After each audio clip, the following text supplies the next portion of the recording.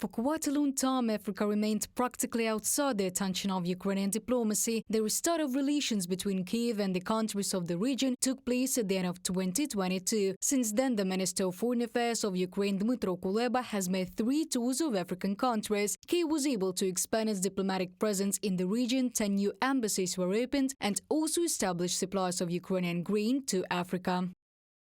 The previous tours helped to convey our position. They took advantage of the moment when African states were very interested in solving the problems of the food crisis due to the blockade of the Black Sea. This is the end of 2022-2023, and though the results are in principle quite moderate due to the great influence of Russia and its allies, in particular China, on the continent, but we still managed to achieve certain successes. Since Soviet times, Moscow has maintained significant influence on the continent. PMC Wagner militants are active in the countries of Central Africa. They are helping the junta in Mali, Nigeria and Burkina Faso, which came to power after coups. After the West imposed sanctions against Russia, the country began to build up ties with the global south. Anti-Western narratives in African society also play into the hands of the Kremlin. Some countries do not support Ukraine or support the war, not because they are happy about the invasion. Thus, they express their dissatisfaction with the West, and they see the West and Ukraine as one whole. Adib Sani, analyst at the Kofi Annan International Peacekeeping Training Center, in a commentary to BBC News Ukraine.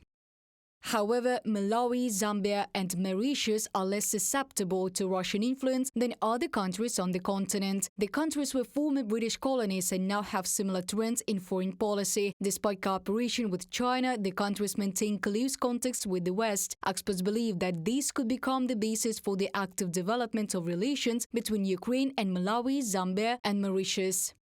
Ukraine will be able to have greater support in the region. There is an opportunity to prevent the spread of Russian influence. And, of course, the economic base, especially with Zambia, whose economy is developing, there is a chance to expand cooperation. It is also advantageous for these countries to show themselves their importance in the world amid Russia's war against Ukraine and to take a better position, establish and maintain relations with the West and its allies.